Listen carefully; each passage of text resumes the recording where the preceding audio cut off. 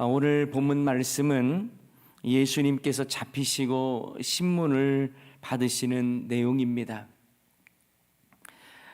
그런데 오늘 본문을 보다 보면 세 가지 모순적인 이 사건이 나옵니다. 아이러니한 일이죠.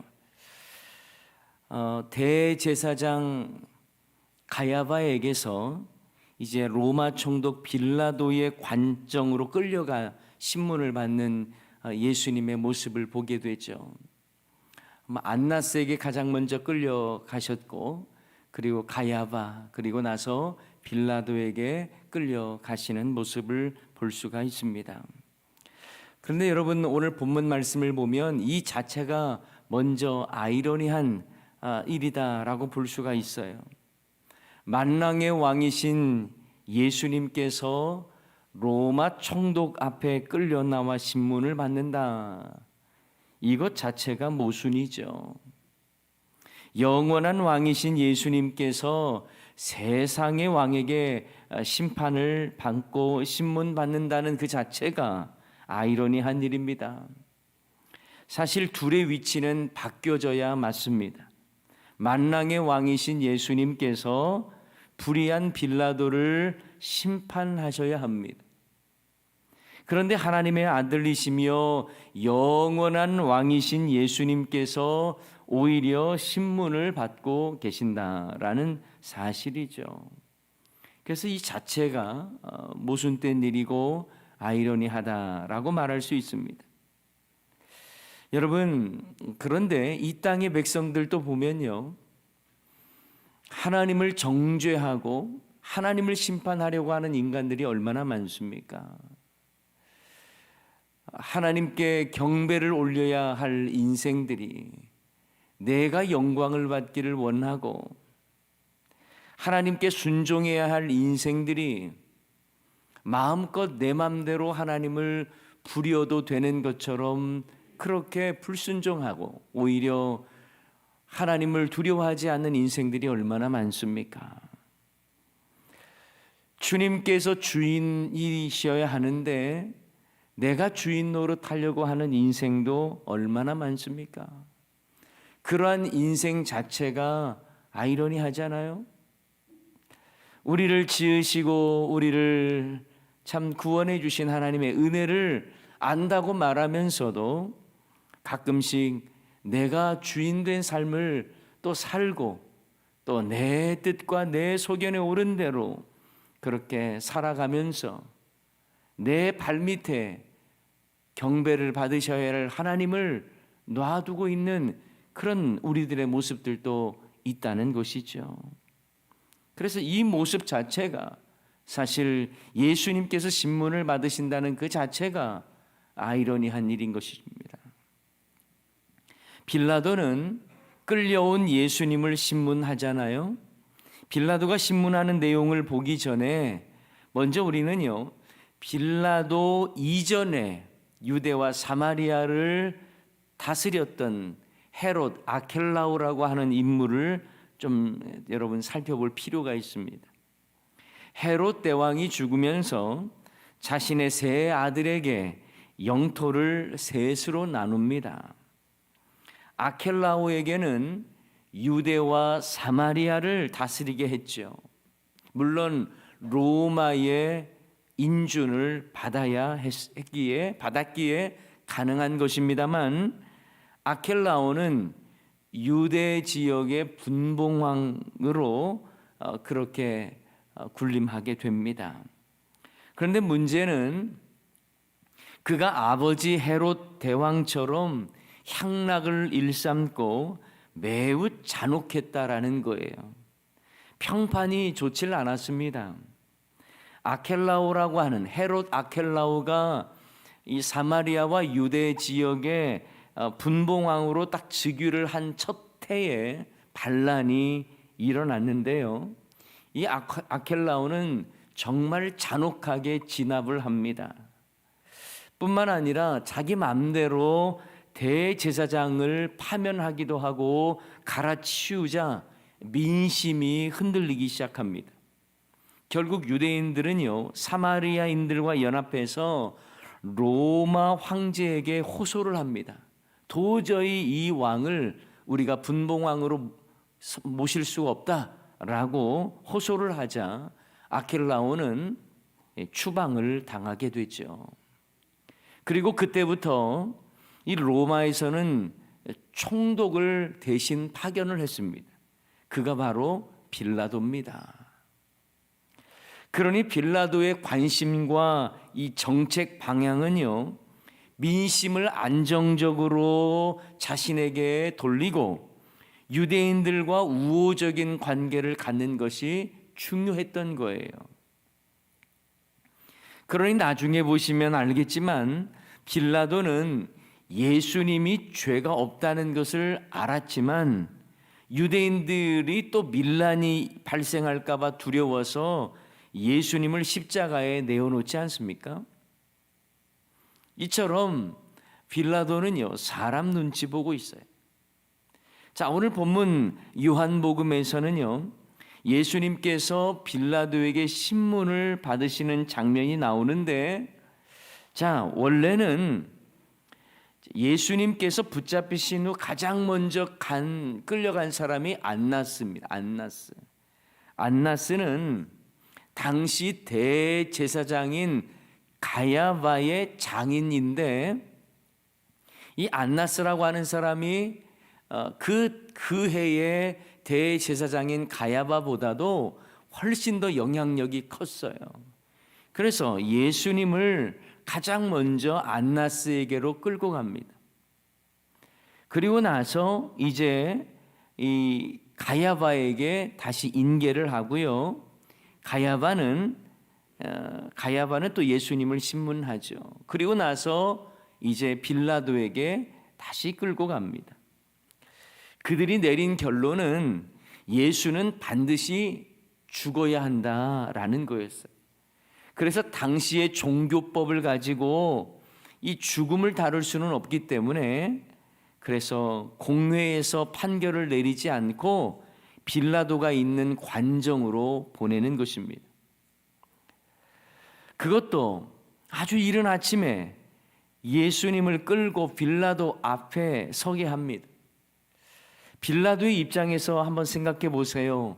얼마나 당황스러웠겠습니까? 아니, 이렇게 이른 시간에 유대인들이 몰려와서 한 사람을 판결하라고 왔는데 지금 이게 대체 무슨 일인가 싶었겠죠. 그래서 빌라도가 밖에 나가서 무리들에게 말합니다. 너희가 무슨 일로 이 사람을 고발하느냐? 그러자 종교 권력자들과 유대인들이요, 이 사람은 행악자라고 표현을 합니다. 그러자 빌라도가 귀찮다든지 이렇게 말하죠. 31절 말씀해 보니까 빌라도가 이르되 너희가 그를 데려다가 너희 법대로 재판하라. 유대인이 이르되 우리에게는 사람을 죽이는 권한이 없나이다 하니. 여러분, 이 말 속에 종교 권력자들의 속성이 그대로 나옵니다. 그들이 무엇을 의도했는지가 잘 나오죠. 그들은 예수님을 벌하고자 하는 것이 목적이 아니었어요. 그것에는 별로 관심이 없었고 반드시 예수를 죽이고자 했던 것입니다. 그러니 생명을 죽일 권한을 얻기 위해서 빌라도의 판결이 필요했던 것이죠. 당시에 그들은요, 로마의 지배를 받고 있었기 때문에 이 죽음 사형제도 사형을 시키기 위해서는 로마에서 파견된 총독의 판결이 필요했던 것입니다. 자, 분위기가 심상치 않다는 것을 감지한 빌라도는 예수를 불러서 이제 묻습니다. 내가 유대인의 왕이냐? 그러자 예수님은 빌라도의 질문이 당신 스스로 하는 말인지 아니면 다른 사람이 나에게 대해서 너에게 한 말인지를 오히려 반문합니다. 여러분, 예수님의 이런 모습을 보면요, 죄수 같지가 않아요. 당당합니다. 바로 왕으로서 신문을 받는 아주 당당한 모습이에요. 죄를 짓고 끌려 나온 죄인의 모습이 아닙니다. 아마도 빌라도가 그 모습을 보고 더 크게 충격을 받고 놀랐을 것 같아요. 그러자 빌라도가 또 묻습니다. 내가 무엇을 하였느냐? 이 말은 무슨 말이겠어요? 내가 무슨 짓을 저질러서 이렇게 유대인들에게 공분을 사서 너 여기까지 잡혀왔느냐? 이런 질문이겠죠. 그때 예수님은 이렇게 대답하십니다. 36절 말씀이죠. 예수께서 대답하시되 내 나라는 이 세상에 속한 것이 아니니라. 만일 내 나라가 이 세상에 속한 것이었더라면 내 종들이 싸워 나로 유대인들에게 넘기지 않게 하였으리라. 이제 내 나라는 여기에 속한 것이 아니니라. 예수님께서 강조하는 게 무엇입니까? 내가 유대인의 왕이라고 사람들은 말하고 또 그것이 맞는 말이지만 내가 속한 나라는 이 나라가 아니다 라고 말씀하고 있는 거예요. 세상의 왕은 군림하고 권력을 행하고 그리고 정복을 위한 왕이지만 나는 세상의 왕이 아니다.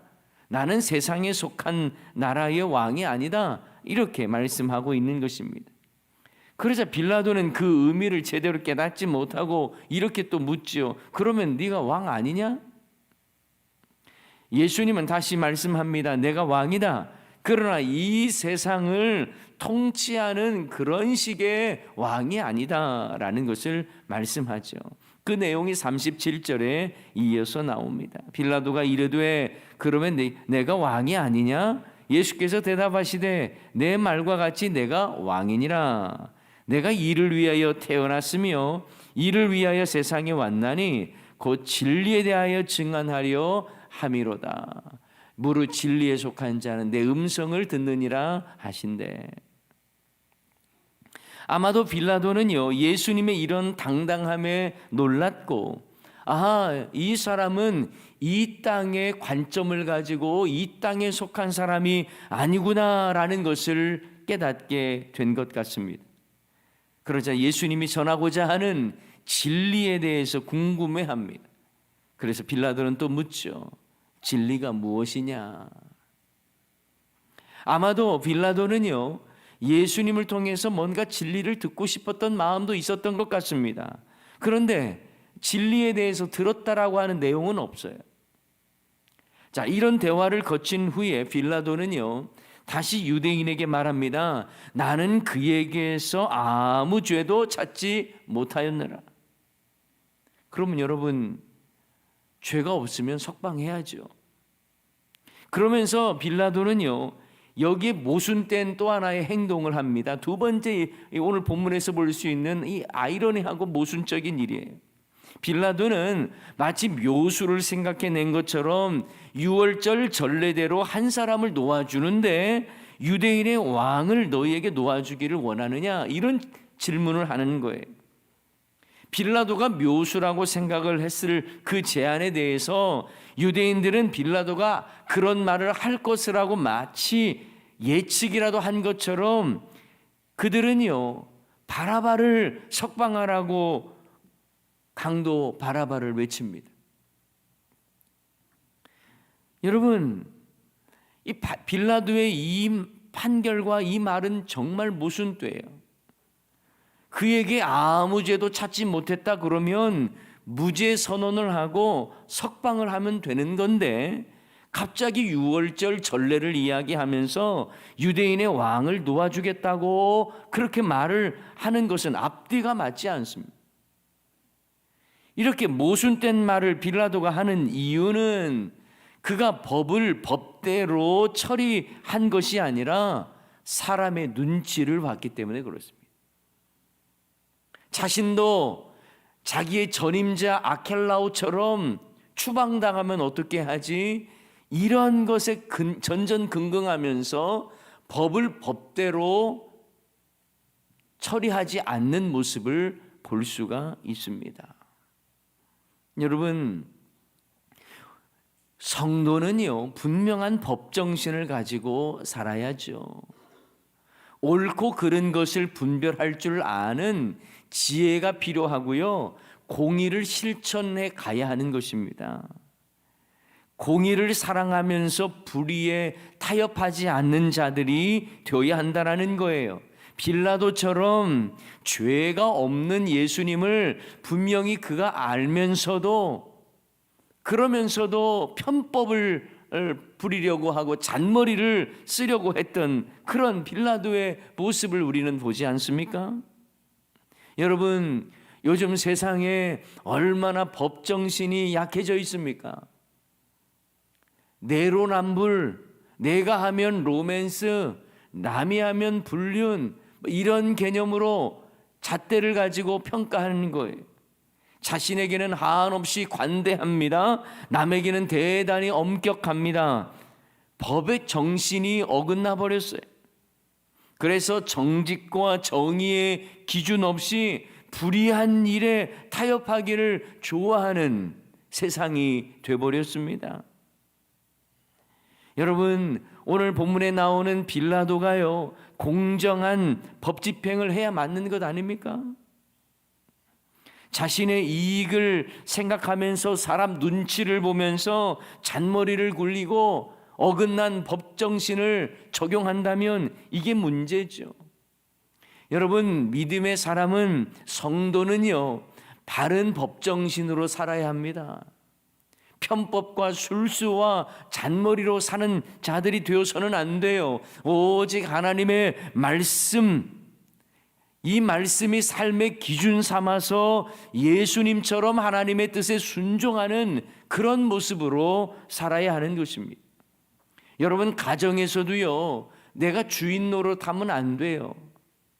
자녀들을 가르칠 때에도 내가 주인처럼 왕처럼 그렇게 가르치려 해서도 안 되는 것입니다. 여러분이 어떤 상황에 있다 할지라도 여러분이 하나님의 법을 마음속에 새기고 하나님의 법이 내 일과 내 사역 속에 아름답게 펼쳐질 수 있도록 그렇게 순종하며 살아야지, 마치 내가 주인처럼, 또한 내가 세상에 눈치 보면서 그렇게 공의를 훼손하는 일이 있어서는 안 된다는 거예요. 그리고 오늘 우리는 본문을 통해서 마지막 또 하나의 아이러니한 모습, 모순적인 모습을 보게 됩니다. 유대인들은 죄가 없으신 예수님을 선택하지 않고 죄인 중에 괴수라고 말할 수 있는 이 강도 바라바를 선택했다는 사실이죠. 그들은 죄인을 선택했습니다. 모든 유대인들이 바라바를 연호했습니다. 마치 엄청난 죄인이 스타가 돼버린 듯한 모습이죠. 여러분, 모든 사람이 바라바를 알고 있다라는 점에서 바라바는 그저 경범죄를 저지른 그런 잡범 수준이 아니라는 것을 우리는 알 수 있습니다. 모든 유대인의 머릿속에 새겨질 만한 아주 충격적인 사건의 범죄를 저질렀던 사람이라고 볼 수 있어요.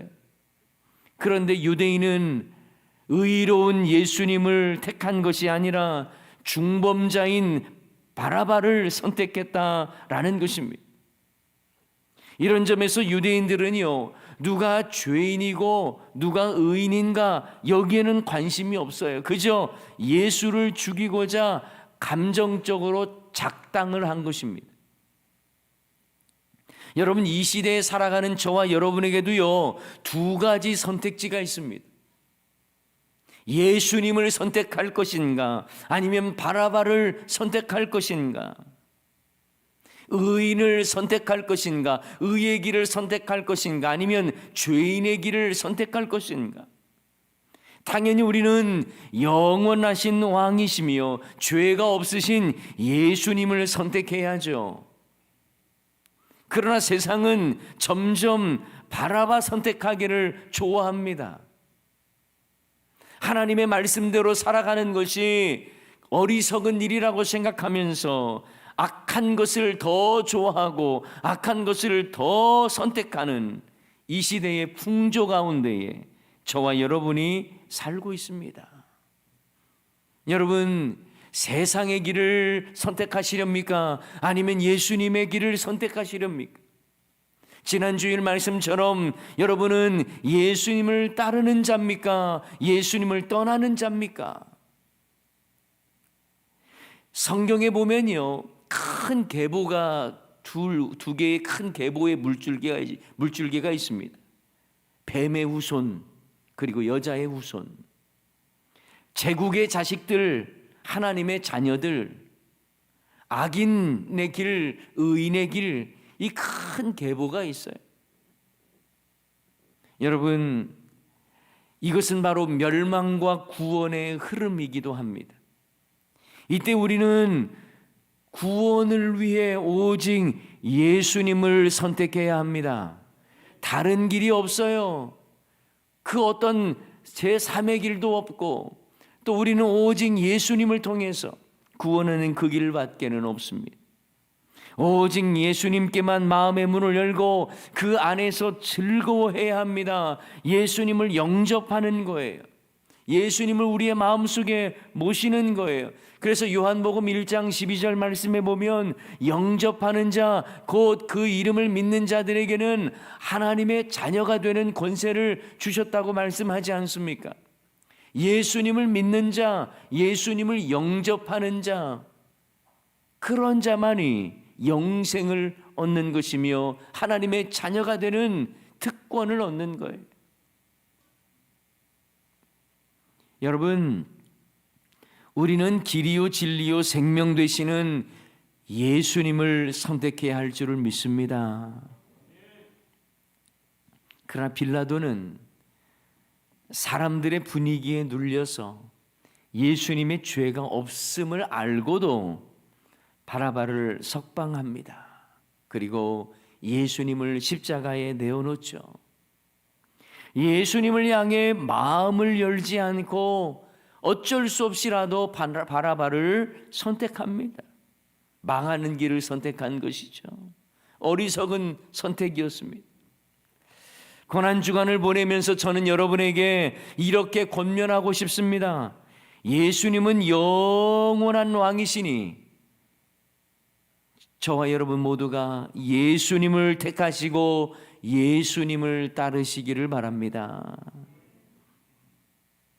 매일의 힘겨운 삶을 살더라도 세상과 타협을 하면서 내가 주인 노릇하며 잔머리 가지고 평가할 것이 아니라, 그리고 세상의 분위기와 인기를 따르지 말고 오직 진리이신 영원하신 예수님을 택하며 그 길을 가셔야 합니다.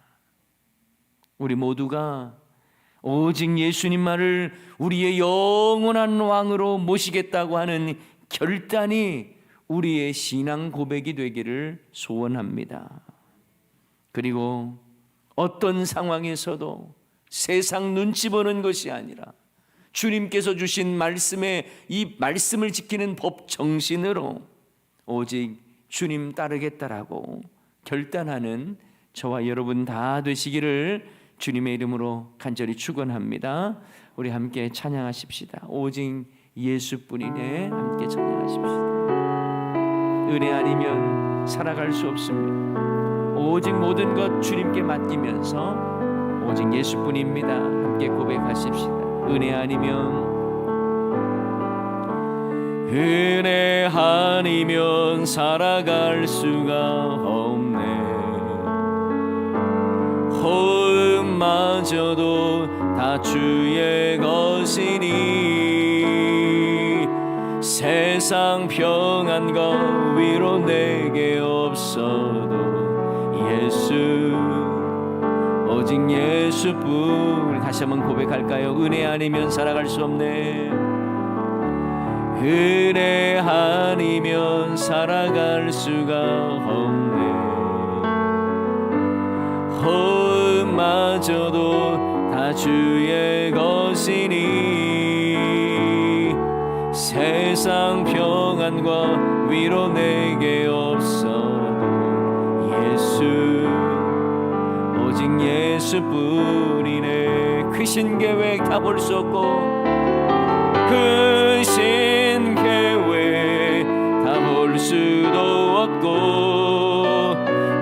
작은 고난에 지쳐도 주께 묶인 나의 모든 삶 버티고 견디게 하시네. 은혜 아니면 살아갈 수가 없네.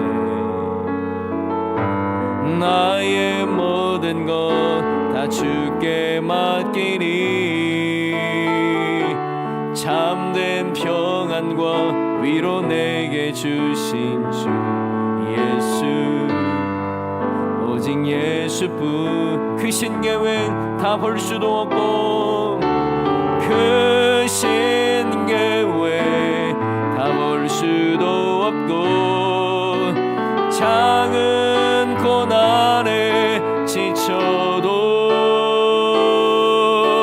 주께 묶인 나의 모든 삶 버티고 견디게 하시네. 은혜 아니면 살아갈 수가 없네. 나의 모든 것 다 주께 맡기니 참된 평안과 위로 내게 주신 주 예수, 오직 예수뿐이네. 여러분, 오직 예수님뿐입니다 라고 하는 여러분의 선택과 결단이 있었으면 좋겠어요. 세상은요, 빌라도처럼 세상 눈치 봐야 한다라고 말을 합니다. 그것이 지혜로운 것이라고 말을 하죠. 그래서 세상의 술수와 편법조차도 정당화되는 세상을 살고 있습니다. 그러나 여러분, 우리는 빌라도의 길을 선택해서는 안 되는 것입니다. 유대인들은요, 예수님과 바라바를 선택하는 그 상황에서 바라바를 선택했습니다. 의인이신 예수님을 선택하지 않았다라는 거예요. 여러분, 은혜 아니면 살아갈 수 없는 이 세상 아닙니까? 무엇이 옳고 그른지 참 분별하기 어려운 세상을 살아가고 있잖아요. 그래서 세상의 눈치를 보면서 잔머리 굴려가며 살아가는 것이 마치 지혜로운 것처럼 그렇게 살아가고 있는 이 세상의 풍조를 보게 됩니다. 그러나 이 시간 결단합시다. 우리는 예수님을 택하겠습니다. 우리는 죄의 길이 아닌 의의 길을 택하겠습니다. 그래서 주님이 원하시는 그 길을 가겠습니다. 이것이 고난주간에 우리가 결단해야 될 그 신앙 고백 결단 아니겠습니까? 여러분, 세상 눈치 보는 삶 살지 말고 하나님 눈치 보며 살아갑시다. 오늘 그러한 결단을 담아서 주여, 내 삶이 거룩해지기를 원합니다. 주님의 뜻대로 순종하며 살아가기를 원합니다.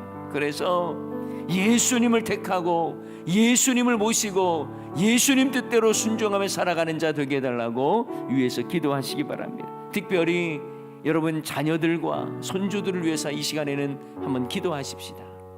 그들이 인생의 주인을 온전히 예수님으로 모시게 하시고 세상의 풍조에 따라 살아가지 말고 오직 주님의 말씀 붙잡고 살아가는 우리의 다음 세대 되게 해달라고 위에서 기도하시고, 여러분 개인 기도하시고 또 오늘 하루도 주 안에서 승리하시기 바랍니다. 다 같이 기도하겠습니다. 하나님 아버지, 우리를 향하신 하나님의 계획하심과 그 크신 은혜를 사모하며 이 시간 간구합니다. 주여, 우리가 택해야 할 것은 세상의 풍조가 아니요 오직 예수 그리스도 주님만 의지하며 주님 바라보며 나아가기를 원합니다.